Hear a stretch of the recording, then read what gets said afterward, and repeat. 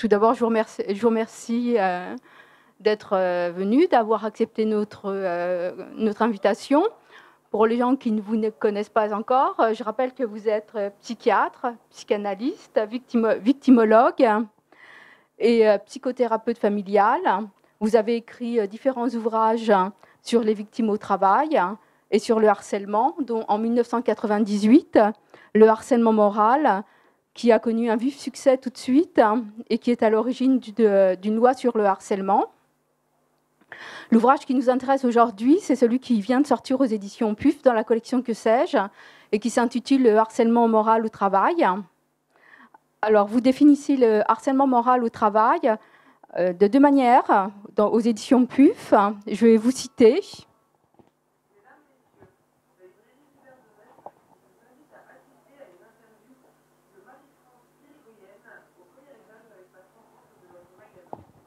La première définition que vous donnez, c'est le harcèlement moral au travail se définit comme toute conduite abusive, geste, parole, comportement, attitude qui porte atteinte par sa répétition ou sa systématisation à la dignité ou à l'intégrité psychique ou physique d'un salarié, mettant en péril son emploi ou dégradant le climat de travail. Ensuite, à la page 28, vous le définissez de la manière suivante.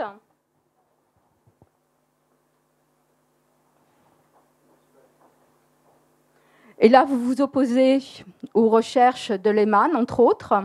Vous dites, pour ma part, je considère que le harcèlement moral se met en place là où justement aucun conflit ne peut exister parce que la parole et le dialogue sont censurés, qu'il n'existe pas d'espace de discussion et aucun débat collectif sur l'organisation du travail. Et c'est là où va venir ma question. Par contre, dans le harcèlement moral, vous dites, je vais vous citer également,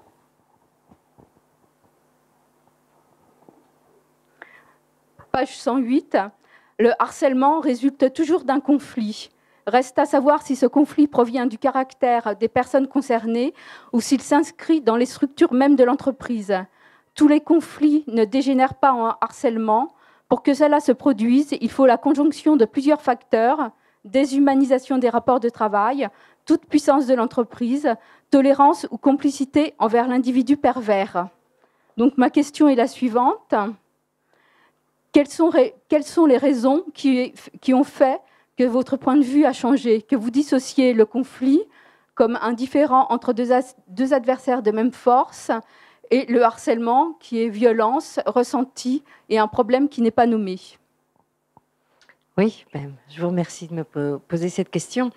En fait, le premier livre, Le harcèlement moral, la violence perverse au quotidien, ne traitait pas que du monde du travail, traitait de situations où il y avait un rapport d'inégalité, une complémentarité, où une personne était piégée dans une relation et n'arrivait pas à en sortir. Bien sûr, ce livre a abouti à une loi. Je précise une loi concernant le travail en 2002, dans la loi de modernisation sociale, mais également indirectement une loi concernant la violence dans le couple en 2010, avec la modification, avec la prise en compte de la violence psychologique dans le couple. Entre ce premier livre qui date de 98 et le Que sais-je qui traite uniquement du travail, j'ai beaucoup travaillé justement.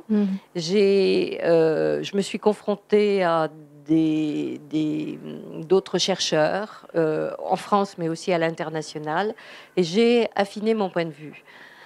Effectivement, Hans Lehmann, que je ne connaissais pas, Hans Lehmann, pour ceux qui ne le savent pas, c'était un psychosociologue allemand qui travaillait en Suède et qui avait, avant moi, parlé du mobbing.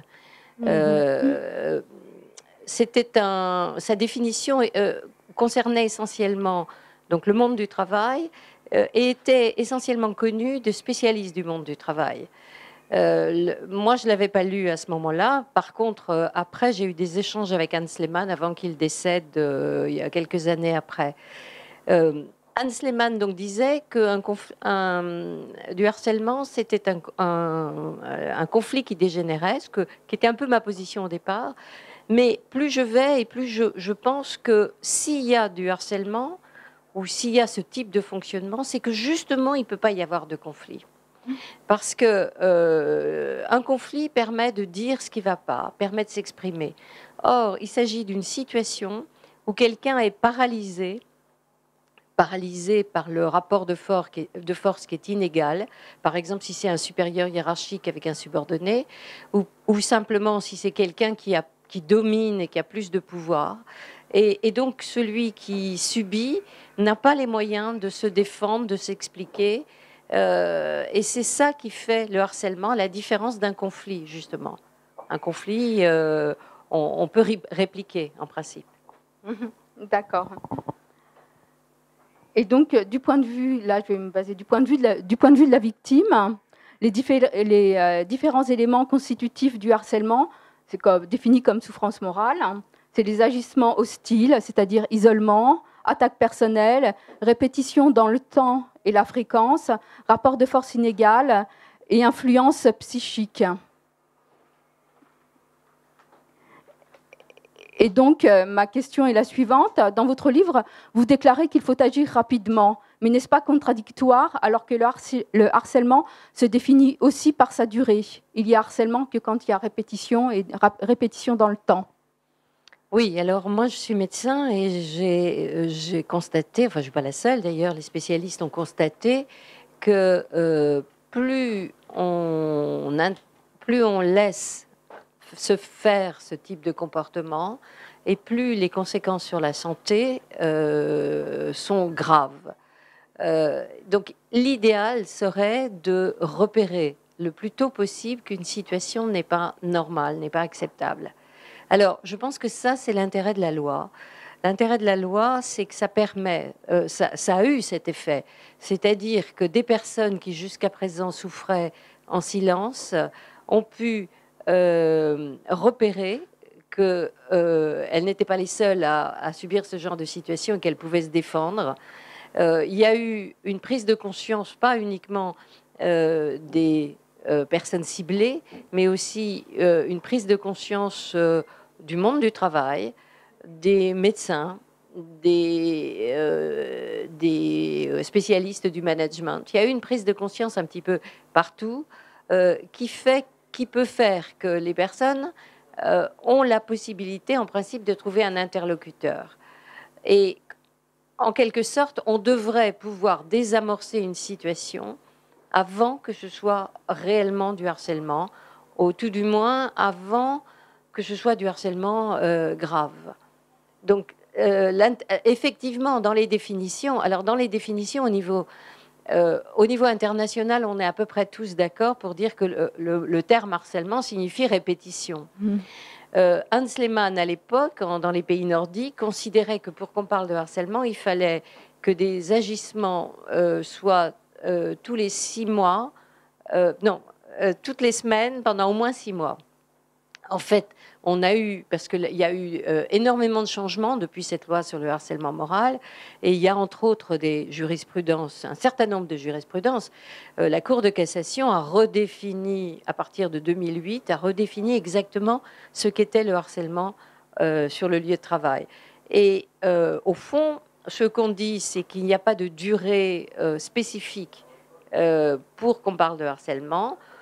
On considère quand même, et surtout dans la fonction publique où les faits de harcèlement sont beaucoup plus longs, que c'est quand même généralement plusieurs mois. Et je crois que les statistiques disent que la plupart du temps, quand les personnes vont en justice, c'est plus facilement 12 mois que quelques mois.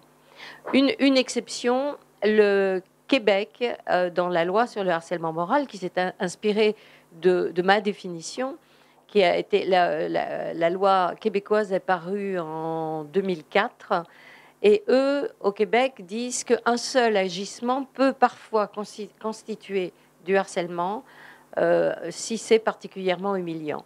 Je précise qu'en France, le texte de loi dit que si c'est de la discrimination ou si c'est du harcèlement sexuel, un seul agissement peut constituer du harcèlement. Vous voyez, on a beaucoup affiné les définitions, on a beaucoup travaillé sur ce sujet et maintenant on commence à bien savoir ce que c'est. Parce qu'en fait, c'est très difficile. C'est de l'ordre quand même du ressenti. Donc c'est quelque chose de fin, de...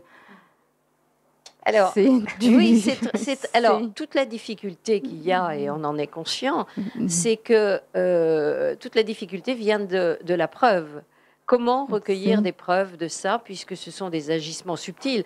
Ce qui s'était passé, c'est si ça a été découvert par un médecin et pas par des syndicats, des spécialistes du monde du travail, je crois que c'est quelque chose qui se manifestait individuellement et qui, au fond, on arrivait à en prendre conscience que lorsque la personne était déjà malade. Alors, je l'ai dit, on a un peu affiné, donc on peut intervenir un petit peu plus tôt, mais il y a toujours cette difficulté qui est que, est-ce que ce que je ressens, c'est vrai ? Ou est-ce que c'est moi qui suis, comme on dit vulgairement, c'est moi qui suis parano et qui me fait, qui me fait un film?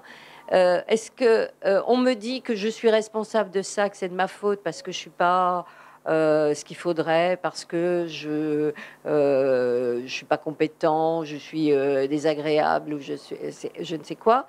Et comment en être sûr?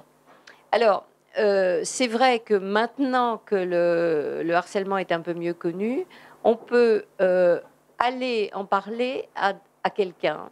On peut aller en parler, on peut par exemple en parler à l'inspection du travail, on peut en parler au médecin du travail, on peut en parler à un psy, on peut trouver des interlocuteurs pour essayer de discuter, pour s'assurer de ce que l'on ressent.